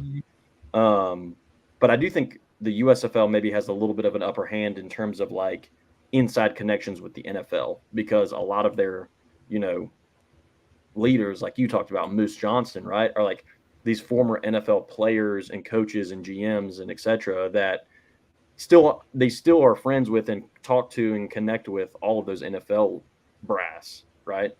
So I do think the USFL maybe has, again, this is kind of speculation, but I do think from what I can tell, I would think that the USFL maybe has a little bit of an upper hand on kind of getting their foot in the door in terms of, having those conversations with the NFL just because of who's running their league. But I could be wrong about that. It sounds like that they're on the right step for all this to happen now. Yeah, I think so. Yeah. But what one thing I noticed, Luke, is last year 30 guys signed in the USFL with NFL teams. 60. And I thought it was 30 last year with the USFL. Last year I'm talking about. Last year for the USFL it was 60. Yeah, what's funny is those 60 guys signed, but a lot of them didn't make it though, and a lot of them had to come back Right. and play for season 2. Are For you sure. concerned that's going to be a trend again for season 3, or do you think a lot more players will make it this time for season 2? I think that's always going to probably be a trend with these leagues because, again, like if these guys were that good that they were automatically going to make an NFL roster, they wouldn't be in the USFL in the first place. You know what I mean? So it's like these are all guys that are kind of on the bubble of making an NFL team. And so I think every year you're going to have a large number of them hopefully sign with NFL teams. Now, can they stick it out and be one of those guys that makes a 53-man roster? Probably not a lot of them, if I'm going to be honest. The only one who really did was Kevontae Turpin last year. That was pretty much it. Yeah, there were a few others, but he was definitely the one that had the most success, and he was the league MVP. So it makes sense. But I do think you'll see what I think you'll see consistently, and I don't think this will be unusual. Is you'll have a large number of guys get signed, a small number of guys make the actual 53-man roster, a decent number of guys maybe get signed to practice squads, and then you also have some people, a decent number of people that are let go and maybe end up back in the USFL or XFL or whatever. I think that's just kind of the nature of it with these leagues where you've got these guys that are kind of right there on the precipice of making an NFL team. Some of them are going to make it, and they just needed that one more shot. Some of them are going to get the shot, but they're still going to end up being, the first man out when it comes time to make cuts and shrink down the roster. Mm-hmm. But if you ask those guys, I think they would rather say, yeah, it sucks that I didn't make the NFL this time around, but I'm glad I had an opportunity in the USFL to prove what I can do and got re-signed to the NFL. Like, I don't know if I would have had that opportunity without being able to play in the USFL. And I know if stuff doesn't work out in the NFL, like the USFL is still going to be there for me. So I know it means a lot to these guys to have kind of that plan B. And I'll start again instead of being second or third string in the NFL. That's the thing. If I go back, that's why. Yeah. Like AJ McCarron, what he did in the XFL, he said, I'd rather watch my kids who are young to really understand how this works. And they'll be able to say, oh, daddy you got to watch daddy start in the XFL rather than go watch him play in the NFL and have him say, daddy, why aren't you playing? And then he has to explain to them at that age why he isn't playing. So it's better for them at that age that they just watch him start in a league that's not the NFL. Yeah. Yeah. For sure. What do you think of Magoo's chances in the NFL? As far as getting signed or how far he can go? Getting signed. I think he'll absolutely get signed. I think a great comparison for Magoo is PJ Walker. PJ Walker, 3 years ago in the XFL dominated, looked amazing. Very similar, level of performance to what we saw from Magoo this year. He ended up going to the Panthers, was their backup for several years, actually started a few games when they dealt with some injuries at that position. And Won now a couple games too. yeah, for sure. And now he's, back up Really? with the Bears. And I could see a very similar trajectory for Magoo. I think he'll Mhm. definitely get signed somewhere. I think he'll make a roster. And then, I could see him being an NFL backup for years to come, and maybe even getting a shot to start at some point. So you think he actually? So you actually think he sticks it in the NFL? You don't think he's one of those guys that gets let go and comes back? Then you think he's in I the think he's NFL for gone. good? Yeah, I don't I think we'll he see him in wants the to come spring back league. and go for the 3. Hmm? Luke, Do what? you don't think he wants to come back and go for the 3-peat? I think that would be a lot of fun. But when an NFL team calls him and says, "Hey, we'd like to sign you to a 3-year contract for $2 million," money talks. You know what I'm saying? And it's like, obviously, if you're a competitor and you know what you're capable of, you want to compete and play at the highest level. So it's like, I'm sure he wants to be in the NFL, wants to prove that he has what it takes to be an NFL level quarterback. He was in the NFL for several years. Like, he was a 7th round draft pick, bounced around like 3 different teams. And, Carolina was one of them, right? he was actually with Seattle. Seattle, Jacksonville, and Houston. Yep, exactly. So, I think Magoo, the talent's always been there. He just needed, I think, some time to develop as a quarterback, as a leader, kind of the mental and kind of, physical aspects of the game, the discipline, all that kind of stuff. And he's really been able to do that in the USFL and under Skip Holtz's kind of tutelage. And I think he's now at the point where he's definitely an NFL caliber quarterback. And he's obviously demonstrated that this season. I think he goes somewhere, earns a job as a backup, and I just don't think we see him again. I think he's Second or third string, you think? I think it depends on where he lands. I think he definitely could be a second string guy depending on where he lands. But if he, depending on what team he signs with, he might end up as third string. But I think eventually he'll make his way to being the second string somewhere.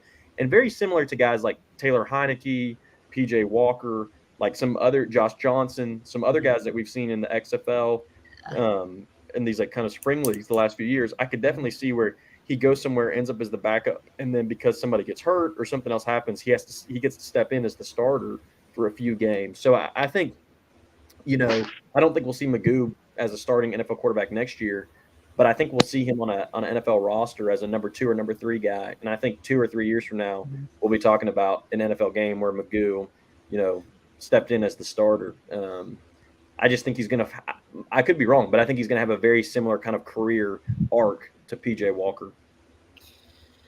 Yeah, except my only – like I said, the difference is PJ Walker was a little guy. Like I said, I think Alex Magoo's a little bit bigger than PJ Walker, too. That's the difference. Yeah. And I think, the difference, too, is Magoo had a little bit more time in the spring leagues to develop. PJ Walker – he was on practice squads and stuff like that in the NFL. And then when he went to the XFL, he got like 5 games, right? And then he got COVID shut everything down. Right. And then he got thrown back into the NFL. Magoo has had 2 years to develop, to kind of learn, Skip Holtz's offense and kind of learn the, how to be a professional quarterback and all that kind of thing. Not that he didn't already know about that, but to continue to grow and develop in that way. And I think that's really going to pay off dividends for him. So, obviously, quarterback is one of the hardest positions to play for lots of reasons.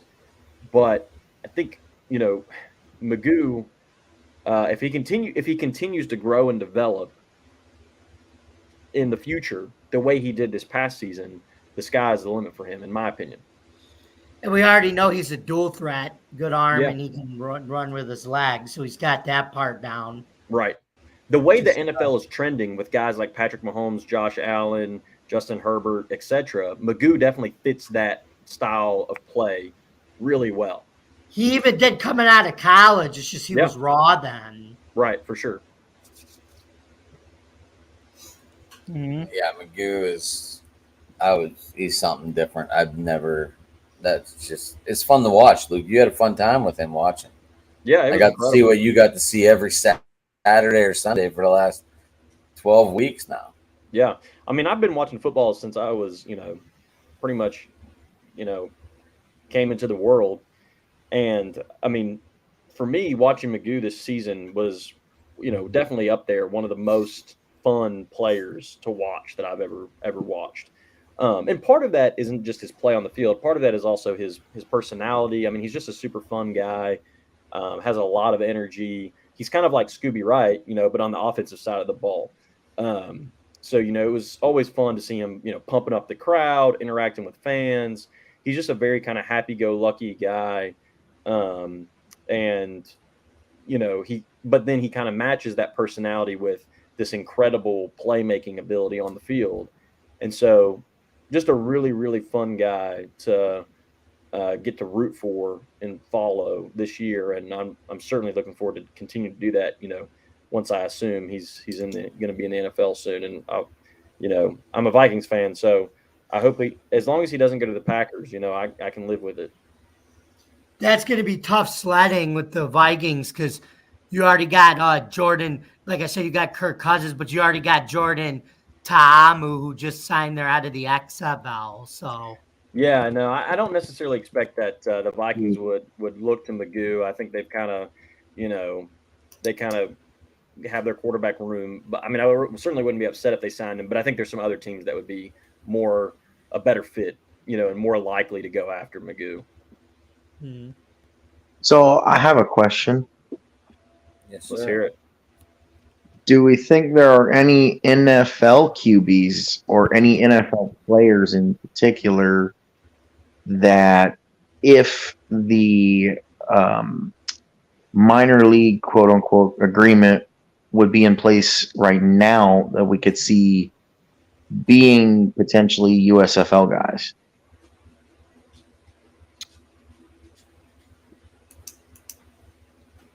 I definitely think there are.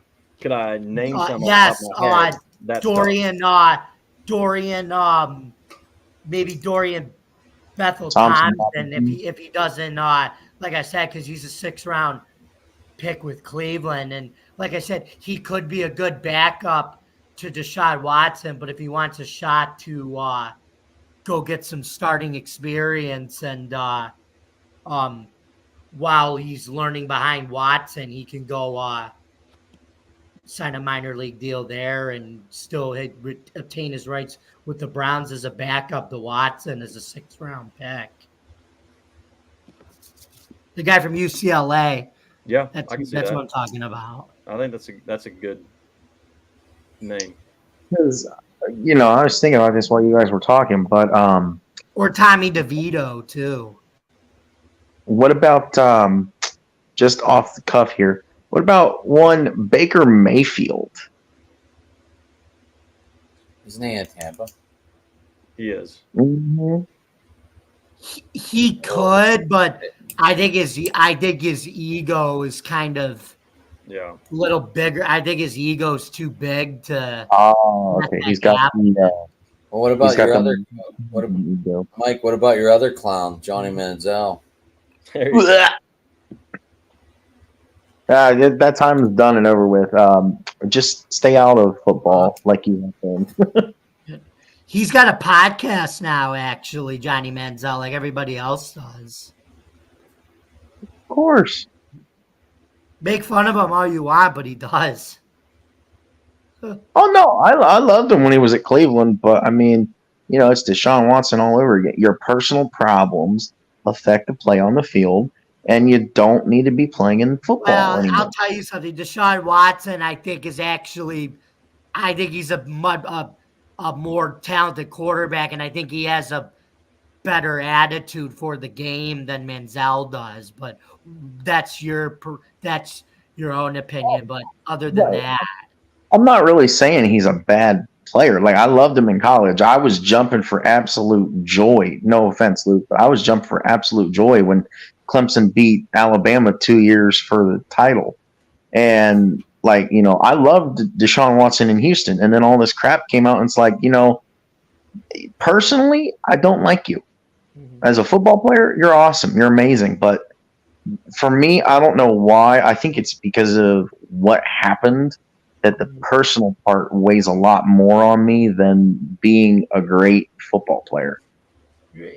but like I said, like you were comparing him to Johnny Manziel and everything, but I think he's got a better like I said, Watson's got a better attitude towards the game than as a pro than Manziel did. That's the thing. Manziel was immature in terms of like towards yeah. the game and everything. Watson takes the game seriously when you Mhm. watch him play, you know. That's the difference.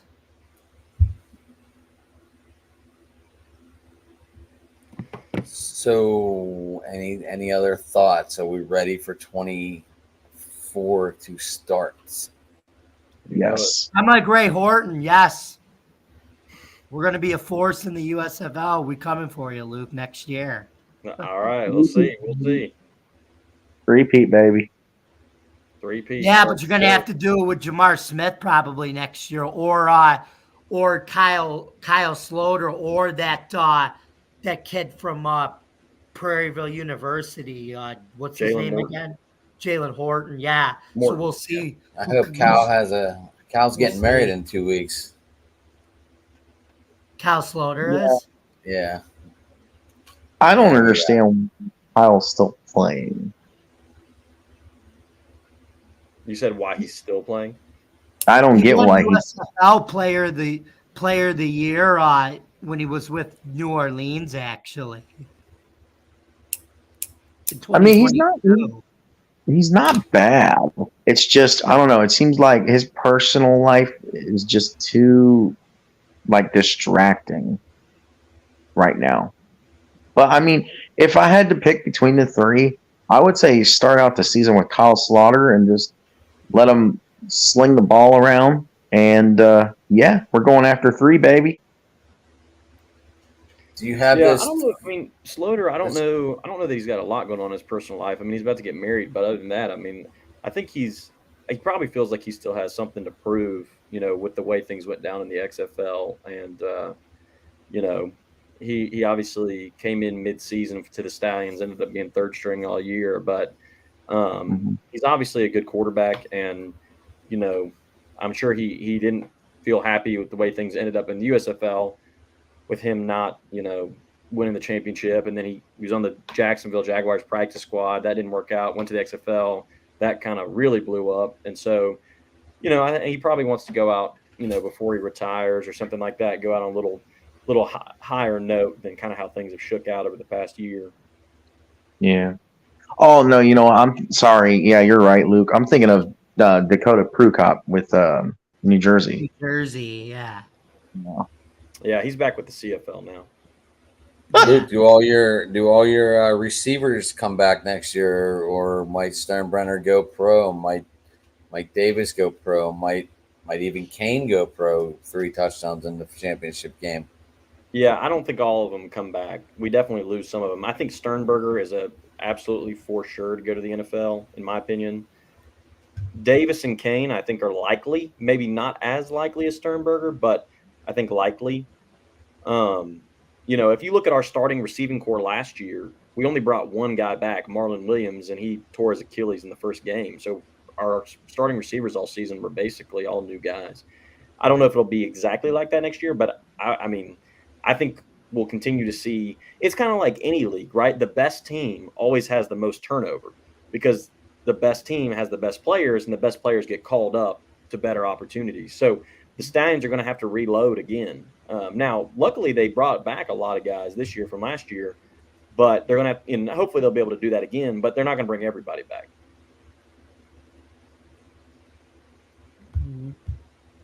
I mean, it looks like Reuben Foster's going to end up in the NFL somewhere. I think If so. the Steelers don't grab him.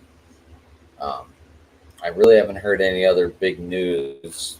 I mean, like we just said, Our defense is still going to be pretty intact, Adam. You know Horton's going to reload that group, Jared Horton, so you know that. Oh, I know. I mean, I just don't know what we're going to lose from it. What about Boogie? You think you lose Boogie? I love Boogie. He's great. That's a good question. I don't know. I really don't. Like he's the talkative guy of the group. He's kind of like the double team guy and opens up everyone else. I mean, I love the way that defense is built. It's really good defense. It's a concrete wall, basically. Oh yeah. You just get your big D line. You get big D linemen up the middle and fast linebackers and shut down corners and see if anybody's going to run through that or sack the quarterback. That's how you do it. I don't have any answers right now. I mean, I'm not with the team. I don't know the team. Just say, hey, this guy's going to somewhere. This guy's not going anywhere. I just read what I see on Twitter. I do think with the 4th of July holiday and stuff like that, that probably kind of slowed down. Like we might have seen a few more guys signed to the NFL if it hadn't been kind of, a holiday last couple of days. So I think with the end of the week. Oh no, we lost him. Luke. Luke. Oh no. Oh no. Oh, maybe. Dun. Dun it, dun it, dun it, dun it, dun it. Everybody Oh, no. channeling their inner Steven Spielberg right now. We're doing Jaws. Luke just texted me. He goes, computer died. Oh, Oh wow. no. Oh no. His computer died. It's a good thing we didn't do a show then. Yeah, what I don't even know. Mike, what was your show going to be on tonight? Same thing, just from Birmingham perspective only. Because my whole thing is I'm trying to launch a show for each team. Nice. You're in the right place. You started out on the right foot by coming on our show, so that's good.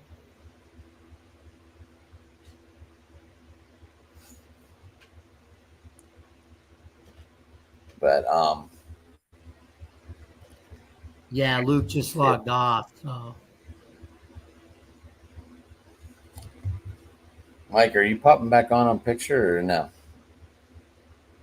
Can. If you want to. But yeah, but There you he can tell is. Luke to just send his message through the chat if he doesn't want his if his computer's dead. But anyway, Mike, so that's cool. You're trying to do that, or so I hope you get somewhere in your mission. It's not easy. Believe me, it's hard finding people to come on and talk. But you look in the right places. Sometimes you find what you're looking for. And we all do it together. Remember that. We all do it together, Mike. Yep. We normally only go an hour, just to let you know, Mike. We're well over but it's the final game and just getting some final thoughts. So we just ran a little bit longer than normal. I know you were getting a little antsy there. I noticed it, and I was like, "Shit, how do I get him involved?" I was paying attention. Oh, Yeah, but we got some comedy in it tonight though, which was good from Ducky and what was his Major. name? Major. Or minor. Minor, yep. Minor Rando. So that was good. That could boost our ratings tonight, Adam, which is Lucas, good. we killed your phone. I mean, your computer. My phone's about to die too. Oh, jeez. Charge your battery and still broadcast. That's what I do sometimes. Yeah, that's That's what I'm doing. But anyway, Luke, I was just telling Mike we usually only go like an hour, usually an hour and 10 minutes. But tonight we just ran over because we were just talking about next You're about year. to hit an hour 45 and 30 seconds. Yeah, So- tonight was a little crazy. In more So ways we than went a But it little was long. worth We even it. had- I think it was we- worth that. We even had guest pop on, so that, got to make it entertaining. I know we didn't get I know D didn't come on. I'm sure I'll find out why later in life why he didn't. But these guys are athletes and they can't always make it, right? Yeah, and I Yeah. saw Evan retweeted we were live, but he didn't join us. Yeah, I thought he would have jumped in too, but we don't pay these guys to come on, so they do it with their open heart, just like you guys do. And maybe one day I'll be able to say, hey, I'll send you some gift cards in the mail or something one day, like There they you do, go. like they do in the radio world. There you go. But I guess that's all. Those are local sponsored, Radio probably. Shack. There you go. Radio Shack. R.I.P. Radio Shack. I But know. hey, guys, we're gonna wrap things up here. We're gonna start with Mike. Tell us how to get a hold of you, where to get a hold of you, and another good thing to do too, Mike. And then where you type in your profile, your name. It's always good to put your Twitter handle in there. That way, people see it all day. If they want to follow you, they can just type it in. Just thoughts. But go ahead. Tell them how to get a hold of you. So I run a YouTube channel under the same name, Buckeye Mike. You can find me on Twitter at TylerLeedy4. Just hop on over to either one and check it out and talk it up. Sounds good. Sounds good. Lucas. Yes, I'm typing this in the chat right now for you guys. But so you can find me on Twitter. My handle's there at Luke Miller PFN. The PFN stands for Pro Football Newsroom. I write a lot of articles for USFLnewsroom.com, which is one part of the Pro Football Newsroom universe. So you can find some of my writing and articles there.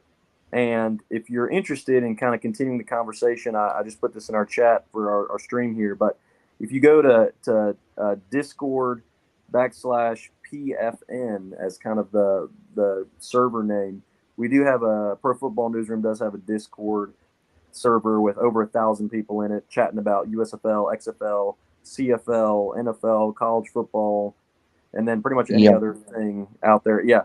EFL. Is it EFL or ELF? ELF. ELM. Yeah, ELF.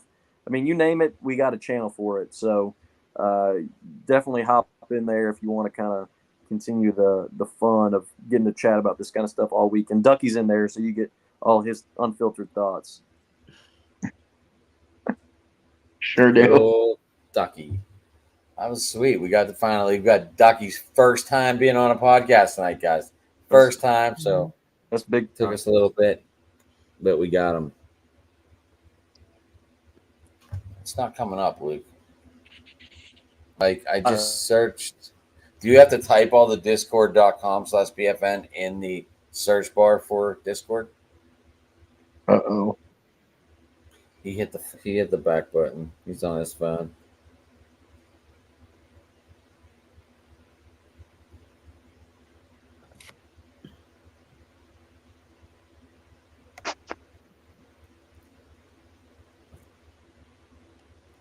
That works. Is that how you do it? Like, do you have the Discord app downloaded? Yeah. Go in there and see if you can like join the server and just type in PFN. I did. Nothing came up. That's what I was saying. Send me an invite. Migs 311. Yeah, Next send me an 3-1, invite 3-1. too. Send me an invite too. Anyway, while we're trying to figure this out, Jamie, how do people get a hold of you? You saved the best for last, Hannah. This was great. You're right, me. Huh? You're right, me. All right. All right, hold Okay, on that's one awesome. second, Jamie. I figured it out. So you got to do discord.gg/PFN. I sent you guys the link in the chat, but it's discord.gg/PFN. Mm. See if that works. Oh, private chat 6. There it is. I won't click. Oh, my battery's running low. Oh. Oh no. Well, no, maybe I gotta plug it in right. Let me see. I've killed everyone's batteries tonight. Hold on. I've Make sure been- it's plugged in right. Hold on. except for Mike. Nothing came up under that either. Really? Yeah, you're gonna have to send me you're gonna have to send me the invite, Lucas. Okay, but I'll do my never mind. I figured out what it was. It was my cord on the bottom wasn't plugged in, but there we go. So anyway, because Adam saved the best for last, which was me and him. We're both the best for last. You can find me on you can find me on Jamie Malloy, the unbiased journalist, at DJ Dog Tags, that's my first original Twitter account, at DefiantTakesFootball.com. And guys, you can also follow me here on my second Twitter account, which is Bill's Chat at Yacht1 at Bill's Mafia Chat. And that is my Buffalo only subscriber YouTube channel made by Adam right here. As I will actually, in the middle of July, around July 20th, be hosting my own Bills podcast show on this platform. Yay. So once we get that going, check that out. It'll be a great show once we get that started. So, but then anyway, I also write for Defiant Takes Football, and you can find my sports stories more on the Buffalo Bills, Syracuse football, and spring football, which is the USFL and XFL. Thank you guys very much for supporting this show through thick and thin and throughout. And we hope to do this again next year too. I wanted to thank all the new subscribers. I got like 55 subscribers today on YouTube. Did a lot of work for it. Wow. So still building, still going, still trying, But yeah, you can find us on YouTube at Driving to the Top Productions. You can also find me at Sports Talking It. You can find me at Hammer Time Pit. You can find me at Driving to the Top. I do run, like Jamie said, I do follow most of the shows on here, so I keep up with what's going on. Lots of work behind the scenes, and it's not easy running a ship, but you got to do it. You got to be the captain. Not of the showboats, of course. Anyway, Lucas, thank you for coming on. I hope you can join us Monday. It'd be fun. We do have Arnold Tarpley coming on. So, Jamie, I know you'll be here for that. I know you're excited finally. So, but I'm definitely excited for that. And Mike, thanks for stopping by. I know, like I said, I know we went a little longer than expected, but thanks for coming on. You're welcome back anytime. I'm sure Evan's going to be reaching out to you to talk a little Browns football. So you might be a little more excited about the Clowns. I call them the Frowns, but too. I'm down. See? He's down to clown. Brown. So if you want to figure out how to get a hold of Mike, if you want to figure out how to get a hold of Evan, let me give you that Twitter handle real quick. It's at Talking by the Lake. Talking by the Lake. Okay. Yeah, it comes up. It's got a picture of the Lake Erie. But yeah, and I thank you all for coming up. All the new subscribers, a couple channels now up over 1K followers. I thank everyone for everything they've done following us back and us following them back. And we are going to be out of here.